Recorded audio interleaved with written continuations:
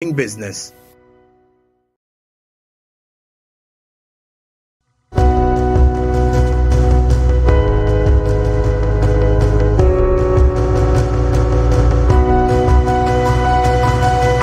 Smart 24, driving business.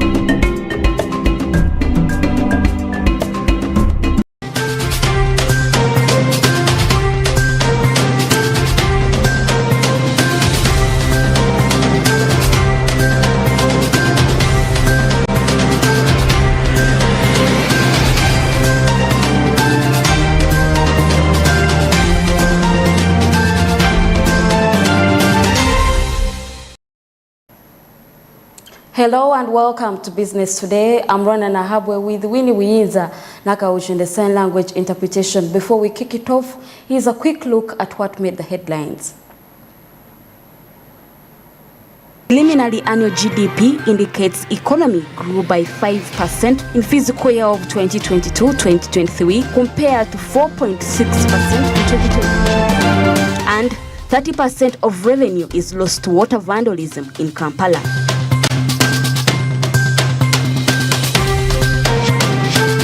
Inability to fulfill financial obligation is risking 3 government vehicles in Kabale district to face imminent.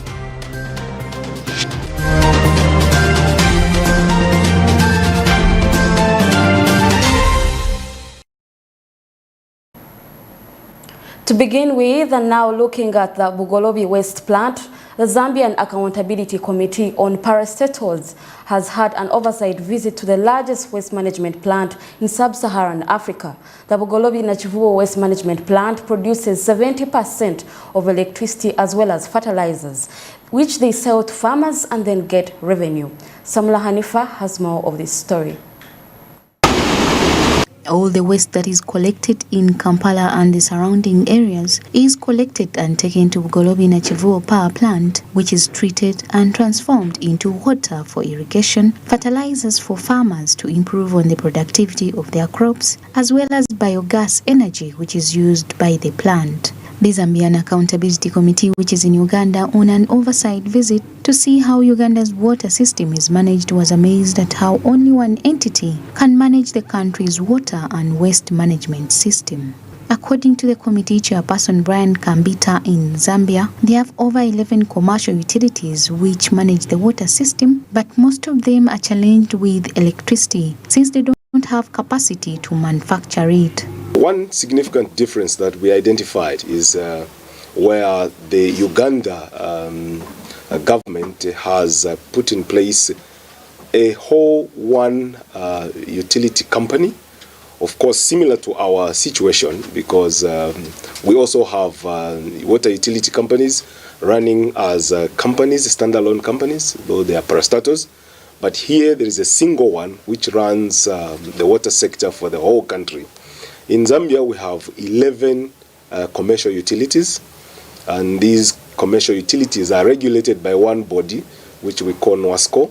Kambita says the Uganda's water management system leverages on the economies of scale, making it affordable to all the people compared to their side, where the 11 commercial utilities determine the cost of water, which sometimes becomes expensive to Zambian people.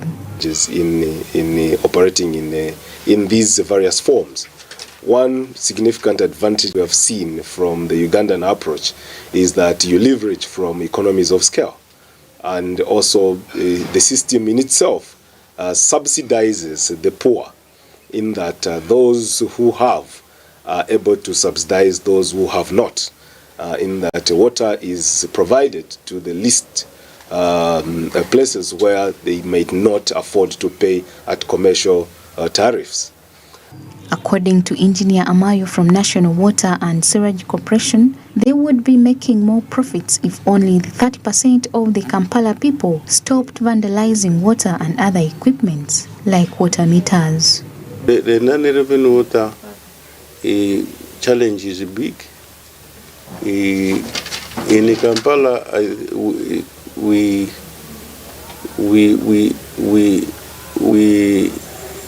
are not. The non-revenue water goes beyond 30%.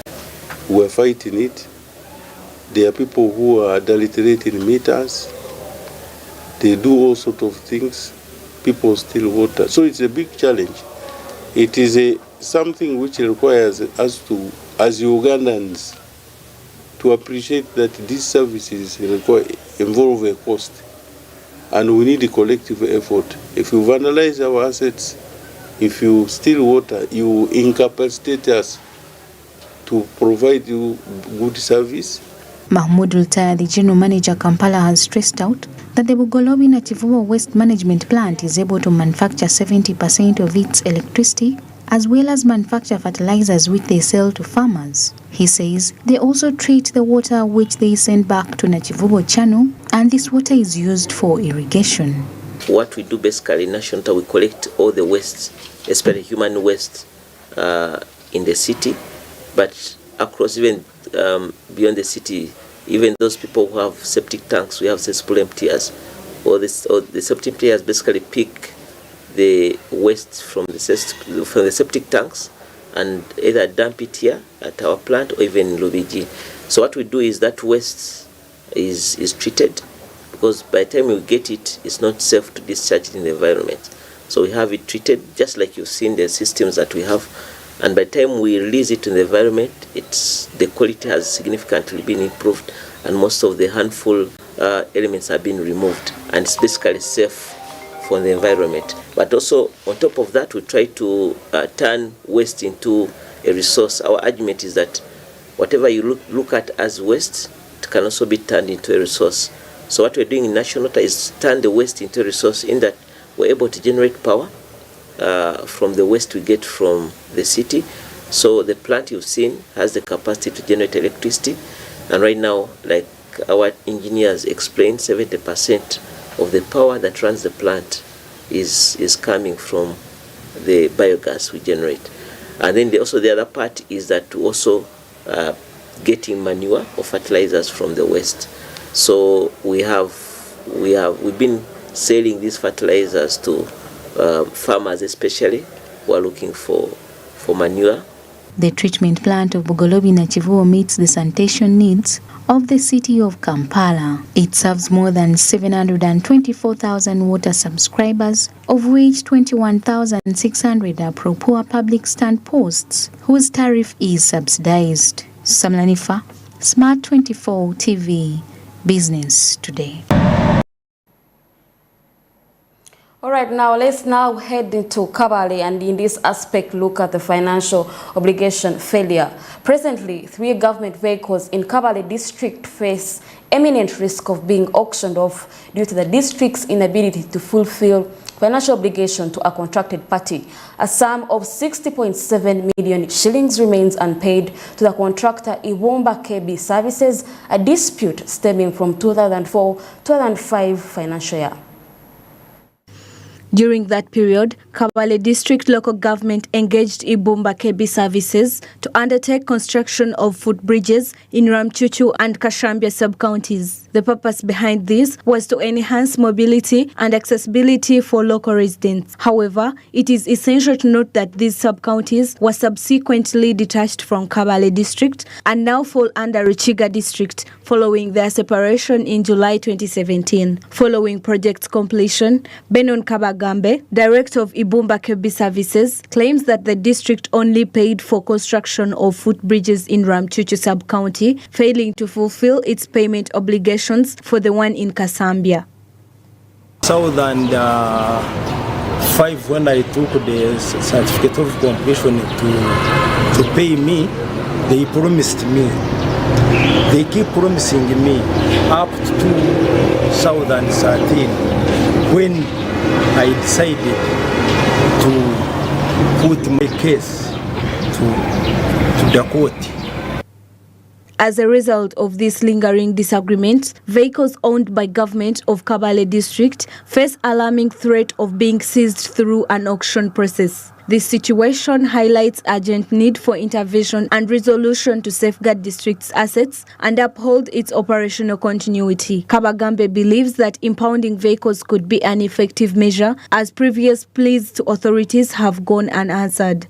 Sincerely, on my side, I'm sticking of impounding the vehicle so that they can sit and settle and see how they are going to pay me. Richard Muhanguzi, representing Murambi auctioneers and High Court bailiffs, reveals that a Grade 1 Magistrates Court ruled in favor of Kabagambe on October 27, 2021, ordering district to pay outstanding amount. However, the district has defied the court's ruling.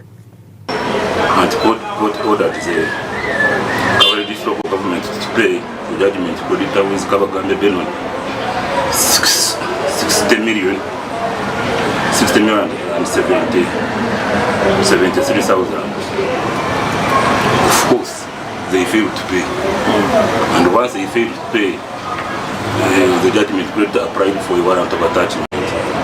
Consequently, Muhanguzi's company has obtained an order from Kabale Chief Magistrates Court permitting impounding and auctioning of the 3 vehicles to recover owned money if the district fails to comply with ruling by July 9, 2023. It has directed me to attach this vehicle, to impound the vehicles. And once we impound the vehicles and fail to reclaim their vehicles, we shall sell them within 14 days. When contacted, Fred Karyesuvira, Chief Administrative Officer of Kabale District, confirmed that the district has received court order and is currently analyzing it. He added that his office has requested a 2-week grace period from plaintiff to further investigate the matter. From Murambi auctioneers, High Court bailiffs, they came with a schedule of vehicles that they wanted to take out of a judgment date of 60.7 million. So they had listed 3 vehicles. We talked to them to give us 2 weeks to sort out ourselves and see what we can be in position to do. According to court order, vehicle attached to office of LC5 chairman should be auctioned for a minimum bid of 18.231 million shillings, while vehicle attached to district education officer's office should start at 21.2 million shillings. Similar, one attached to chief finance officer's office to be auctioned with a starting bid of 21.3 million shillings. Norbert Ndiamhachi, Brenya Katsime, Smart 24 TV, Business Today. All right, let's now shift our focus to Karamoja and look at empowering farmers. Sasakawa Africa Association, supported by the Ministry of Foreign Affairs of Japan, MOFA, with funding of $705,474 that's approximately 2.6 billion Ugandan shillings, is addressing challenges across the value chain in northern Uganda. Through the establishment of 2-step centers, 5,000 farmers in north and northeastern regions are set to benefit from training programs and market linkages aimed at improving value addition and productivity in the agricultural produce. Here's a look at the story. For years, Karamoja has faced recurrent episodes of drought, limited agricultural productivity and inadequate access to markets and modern farming technologies, exacerbating the food security crisis. The local population, primarily dependent on agriculture and livestock, has endured the consequences of these challenges, including malnutrition and extreme poverty. Sasakawa Africa Association has launched 2 one-step centers in North and Northeastern Uganda to address hunger and promote sustainable development. These centers focus on enhancing agricultural production and value addition of farmers' produce in the region. Establish a one-stop center association for farmers in Karamoja, specifically in Apetolim sub-county and Napaka district. We are doing this for purposes of ensuring that farmers can be able to bulk their produce, but at the same time we are also going to establish a milling center because they have been moving more than 20 kilometers to have their maize milled. So we think by us establishing this, we are providing an opportunity for them to have a place where they can mill for home consumption, but at the same time milling to tap into the existing market opportunities with the projects like World Food Program. The Chief Administration Officer of Napak District drew attention to the soil conditions in the region, revealing the presence of infertile areas that are unable to support crop production. Consequently, these isolated lands necessitate the adoption of modern techniques to enhance soil fertility and productivity. Crops can do there, but they are really struggling. In line with the government mandate and government priority, in the last 5 years, we have been trying to guide farmers, both crop and animal, to increase on what they do. Particularly the crop farmers. You know, most of our people here are pastoralists, are nomadic farmers. But we have seen a trend after proper guidance. A number of people are graduating to crop production. And what we have done is to intensify on agricultural extension, technically guiding the farmers on what to do, what crops we are doing, and so on and so on. Now, the biggest challenge we have had is the dry belt.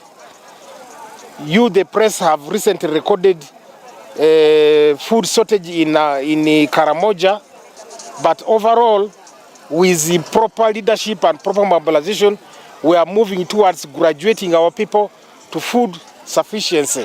It's a journey. Through an interview with a local farmer in the region, it was discovered that storage challenges for their grain has been a concern. Banking on that soon, this will cease to be an issue. Metric tons, since we had challenges of our store. A store that we had before was not handed over officially by the contractor, and the contractor took that store away from us. Now we have faced a challenge of our store. As we began bulking in these smaller stores, we have less food now to supply. We had to supply more than what we have now to World Food and our community as well. Presently, we have 20 metric tons of maize to supply to World Food this year. Lucky enough, this year our challenge of lack of our store was answered by the support organization that had supported us, that is Sasakawa. Efforts to establish enhanced market connections and off-taker partnerships in agriculture sector aim to empower farmers to engage in commercial farming practices. By accessing a broader market, including collaborating with importing companies, farmers will have increased opportunities to sell their produce, leading to improved incomes and a reduction in food insecurity. We are linking them with other microfinance institutions, other partners like insurance companies, agro-input companies, so that they are able to get other services that are not here. With that, I think the community should be able to move on their own even after we move away. For sustainability measures, we are going to train this community on financial management, on production, on post-service handling. We are going to train them so that they are able to run farming as a business.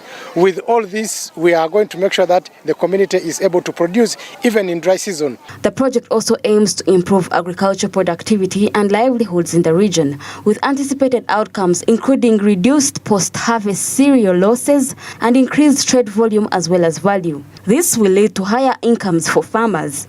Also, prioritize the expansion of dry season vegetable production and local agricultural cooperative through joint input purchases. Overall, a transforming change in the agriculture sector leading to improved productivity, increased income, and a sustainable economic growth in the region.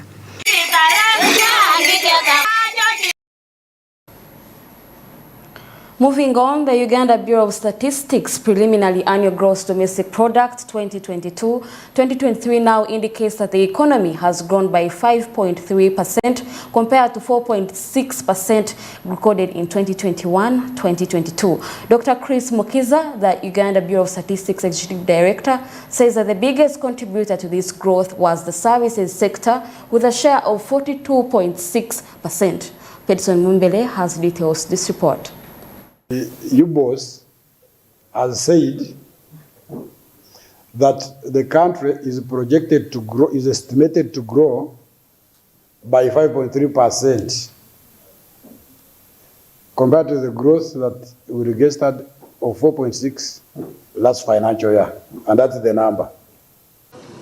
The Uganda Bureau of Statistics has released its preliminary GDP estimates indicating that the economy has grown by 5.3% in this financial year 2022-2023 compared to the 4.6% revised growth of 2021-2022. The same statistics are showing that the GDP per capita now stands at 4,086,000, meaning that every Ugandan is going to earn 4 million after the end of this financial year 2022-2023.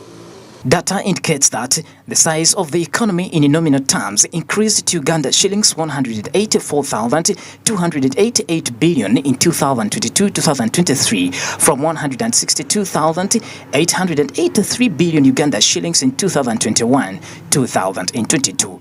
Dr. Chris Mukiza, the Uganda Bureau of Statistics Executive Director, says that the biggest contributor to this growth was the service sector with a share of 42.6% in 2022-2023 compared to 41.6% in 2021-2022. He further says that the GDP per capita now stands at 488 million. Now, we estimate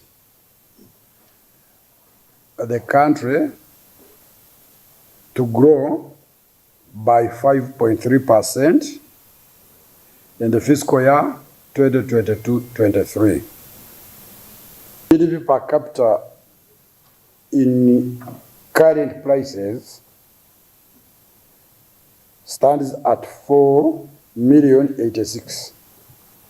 So this one means that each person in the country is expected to earn 4 million this financial year. On average, GDP per capita is not a good measure, but it is the whole GDP divided by the population. The industrial sector as well contributed 26.1% in 2022-2023 compared to 26.7% in the previous year. The monthly headline inflation for May 2023 registered a decrease by 0.3% compared to a 0.5% rise recorded in the month of April. What does this mean to the economy? The consumer price index as well indicates that the monthly inflation has also reduced by 0.3% in the month of May compared to a 0.5% rise that was recorded in the month of April. This simply indicates that, or it means that we are not going to touch deep into our pockets to buy small products.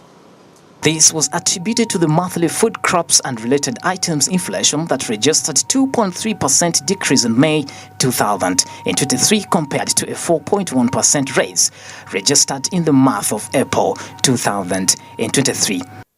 That's so the monthly headline inflation for the month of May is registered at a negative 0.3 when we compare it with the 0.5 rise, which was recorded in the month of April. This has been majorly attributed to the monthly food crops and related item inflation that we have registered at a 2.3 decrease in May from the 4.1 rise that we recorded in the month of April 2023.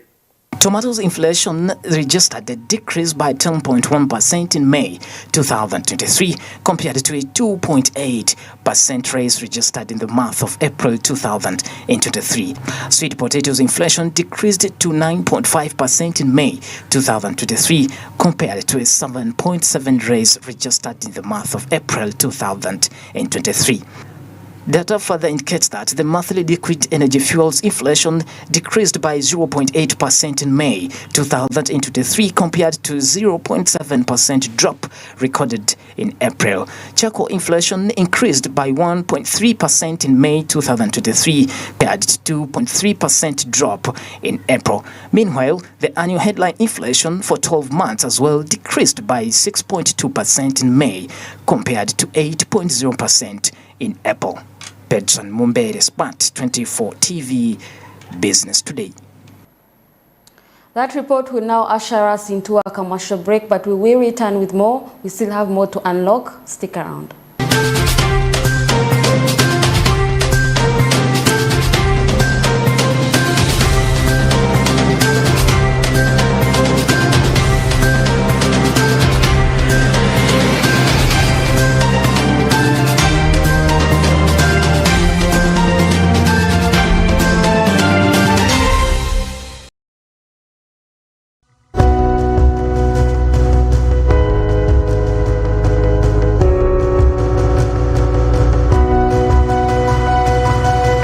Smart 24, driving business.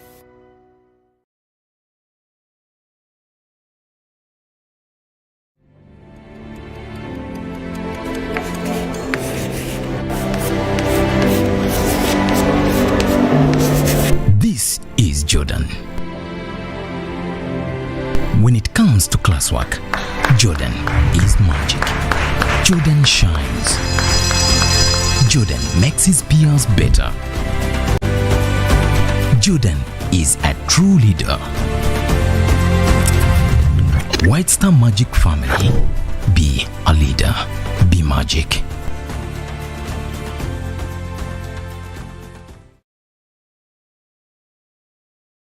Jerry con. Jerry con. Hey, Master Blaster. Touch him, man. Buy Jerry con with muscle. Those ones who say go is for you only. Mundava. Best movies I teach you. But never come up with the muscari. Because of the cover is very far. Is you serious? It's serious you. What? Eh? You step it on it. Add kilometers to your legs. And you got your sugar. We buy meat from Umaru. And Umaru will give you enough meat. Mama! Show him that they don't joke with you. Umaru, Jerry card. Okukakaluka n'okulungi kwetaagako omuntu akuyambako, n'olwekyo tujja kukuteerawo embeera esaanidde osobole okukola ekisinga awamu teri kitulema.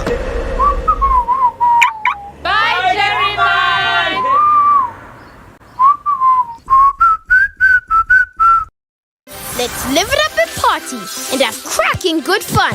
When it comes to edutainment, DSTV's #1. Is everybody ready to go?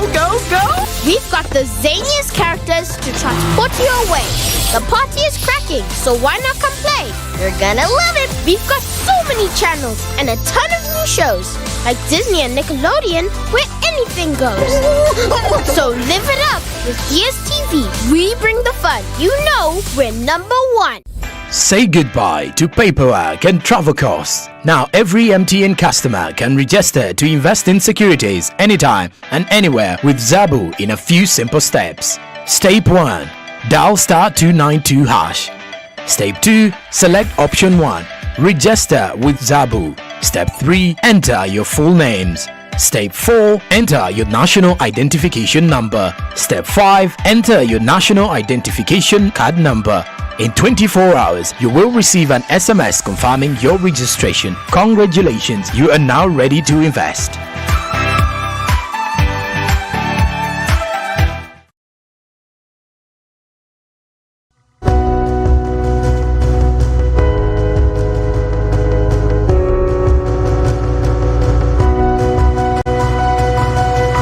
Smart 24, driving business.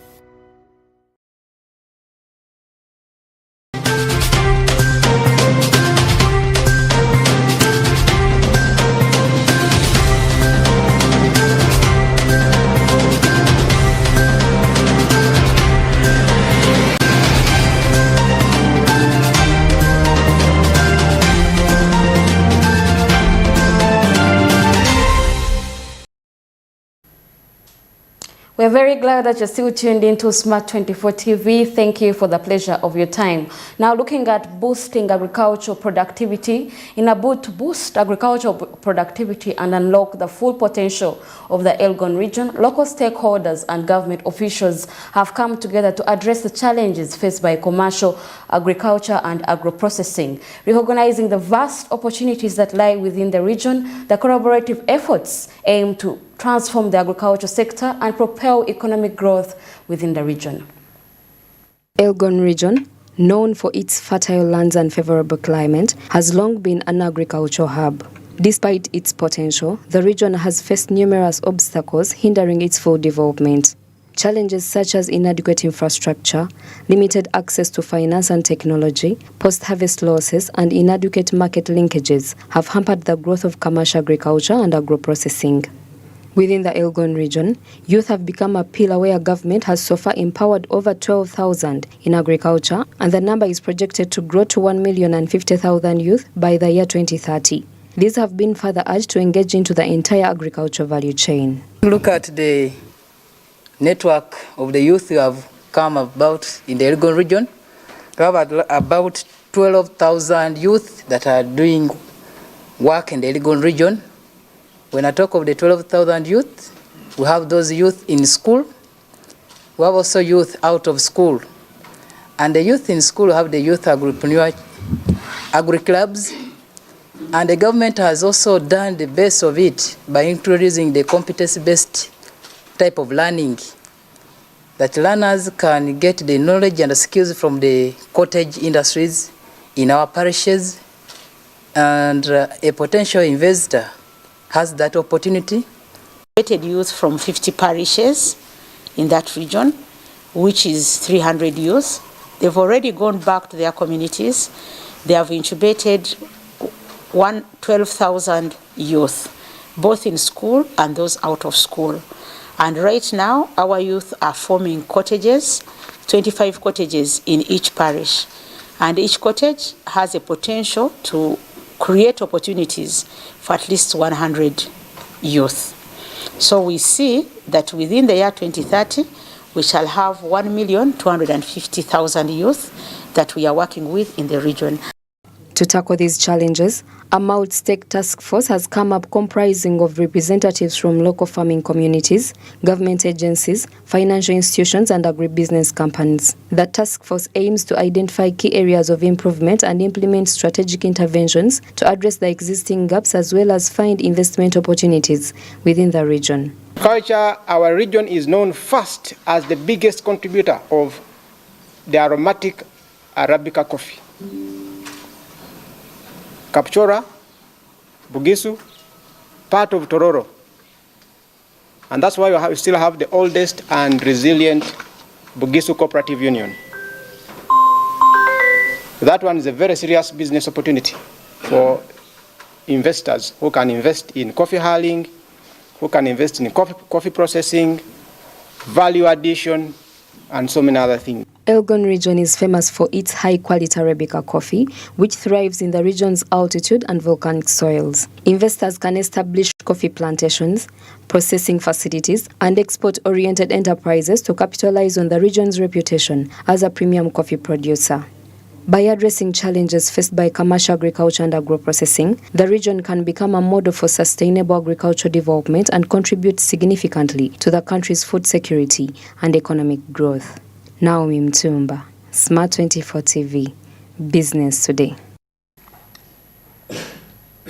Away from that, in a world where unemployment rates continue to rise, finding effective solutions to tackle this is more critical than ever. However, institutions like management training and advisory centers that have made it their mission to create sustainable entrepreneurs in their youthful stages have created a 3-day-long seminar with comprehensive education skills, development, and instilling vital habits like saving.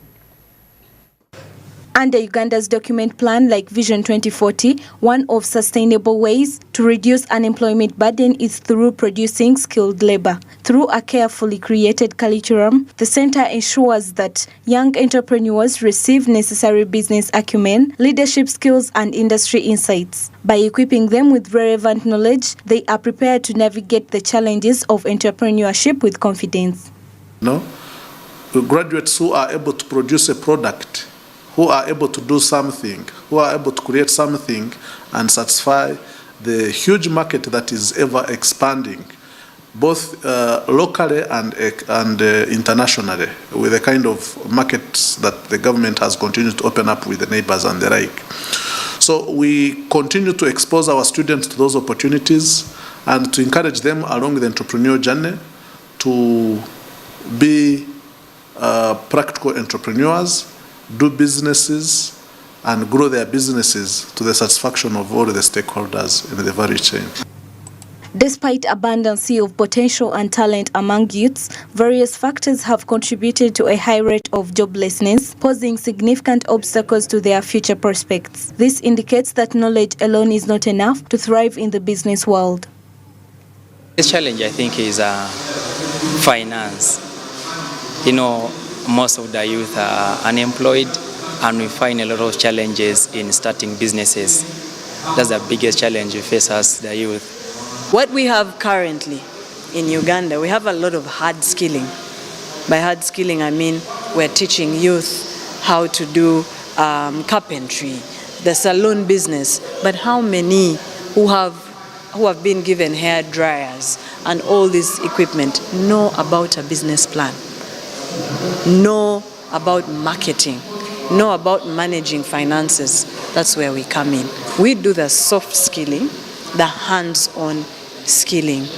So we have a 3 days boot camp, which we are just completing today, where we have skilled them around setting goals, personal goals. We have taught them financial management. We have taught them the business canvas model, which you have now seen them pitch. They're now pitching ideas. We've taught them ideation. What really is entrepreneurship?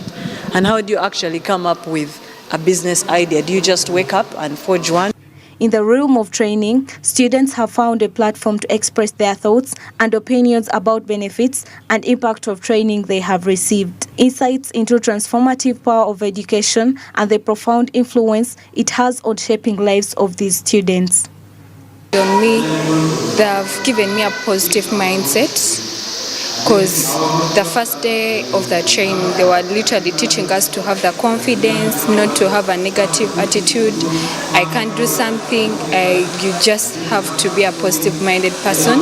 However much you have those things that hinder you, to put you down, you have to keep your head up.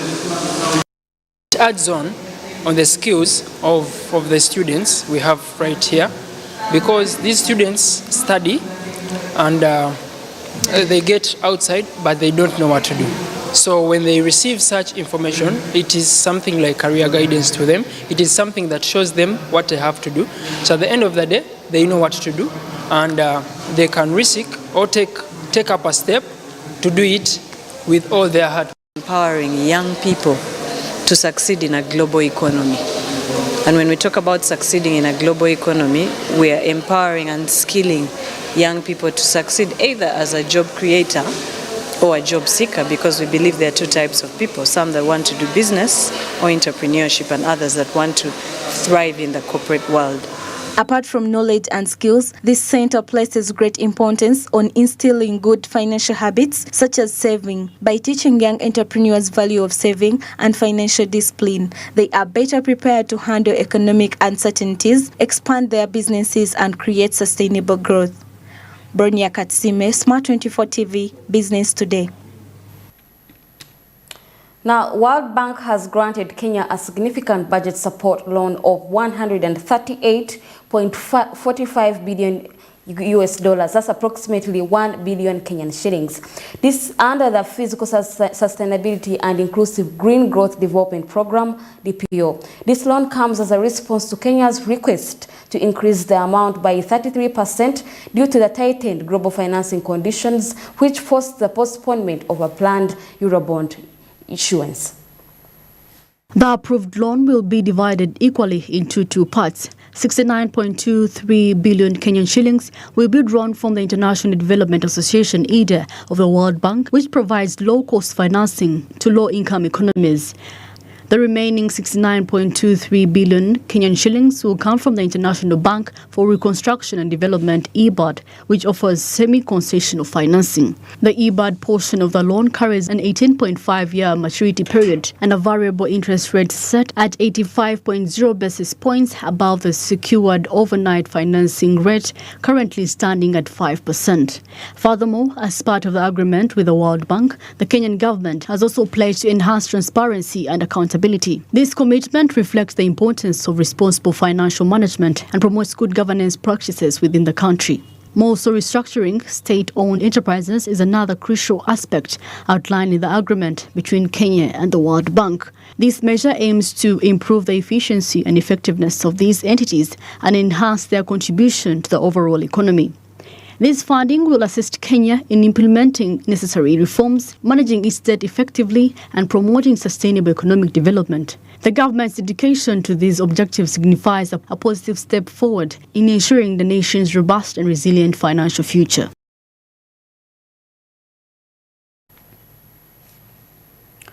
Now let's turn our focus to Mbarara and the Chizungu market. Chizungu market vendors have refused to pay fees since government did not build for them a roof shed for them. According to LC3 chairperson Kasereka Piwiko of Nyamwamba division, this market issue is turning into politics, where some leaders go on and tell vendors not to pay fees, something that is impeding the development of the area.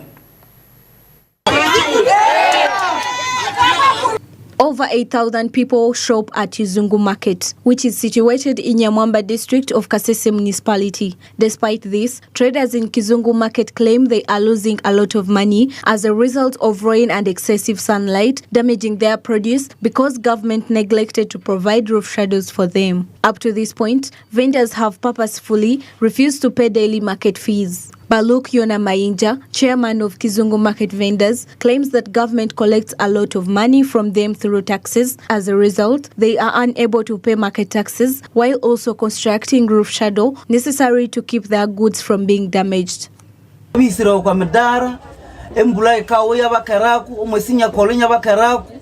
stalls don't have shed, hence the challenge when it rains. Our goods are destroyed. We are requesting government to intervene and build us a market because we pay tax. Naye ku bintu by'omusolo kale twaganya okusasula omusolo kale lwakuba nti tebatuzimbira katale.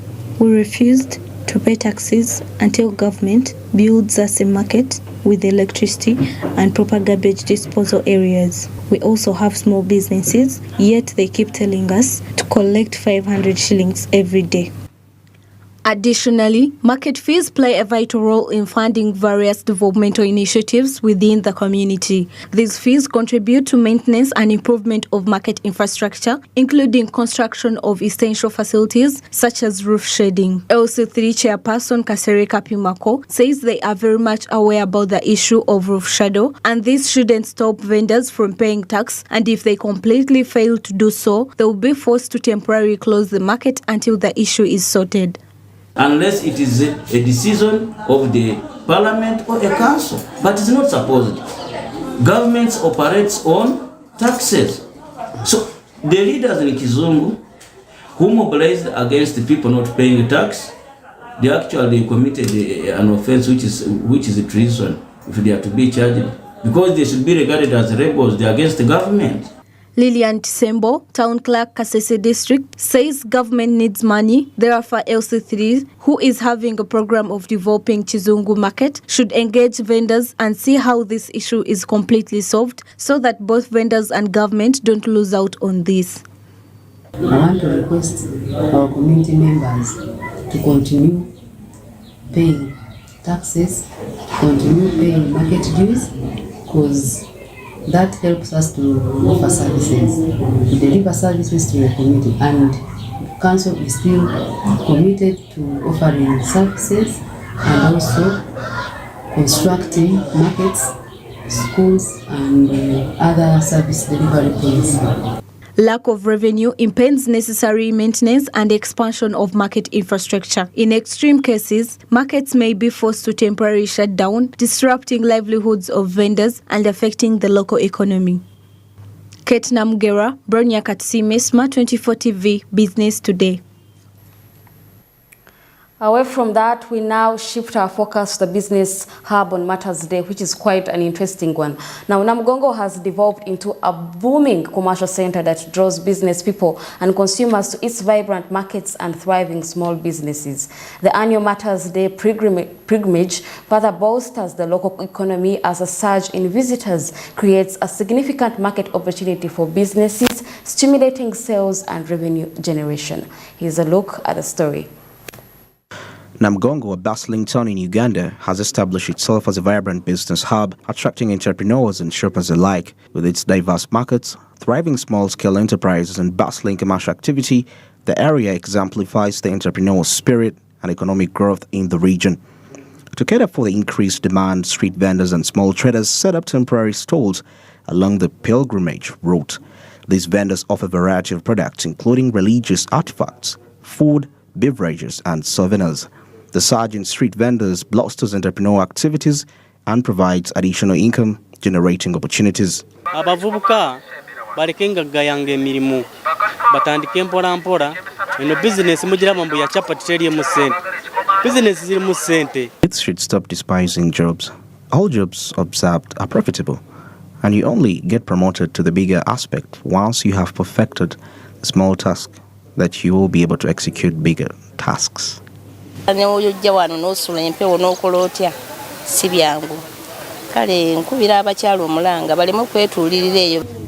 goods and items in the cold is never easy. I call upon my fellow ladies to work hard. Nothing comes on a silver plate. But as for Namugongo, so far Namugongo is very okay. We strongly believe with time customers are going to increase. Just today alone, have been having a number of them, and how much more shall we expect as we proceed? During Matters Day, Namugongo experiences a substantial influx of visitors leading to a surge in customer footfall. The heightened presence of pilgrims and tourists creates a significant market opportunity for local businesses, stimulating sales and revenue generation. Namugongo's business environment flourishes throughout the year, but the impact of the Matters Day is particularly significant. The pilgrimage draws a large number of visitors, creating a lucrative market for local businesses. By embracing the opportunities presented during the time, Namugongo's entrepreneurs continue to strengthen the community's economy while honoring the Uganda Matters legacy. And that's all we had for you today on Business Today. Thank you for the pleasure of your time. But before I sign out, here's a quick look at our top stories. Preliminary annual GDP indicates economy grew by 5% in fiscal year of 2022-2023 compared to 4.6% in 2020. And 30% of revenue is lost to water vandalism in Kampala.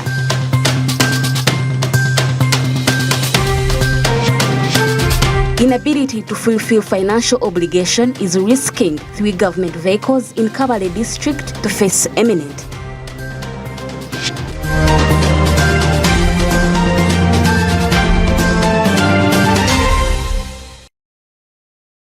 Thank you once again for having joined us tonight. I would like to implore you, in case you missed any of these stories, you could watch on our YouTube channel at Smart 24 TV Live and follow on our social media platforms for more business-related content. I'm Ronah Nahabwe, and good evening.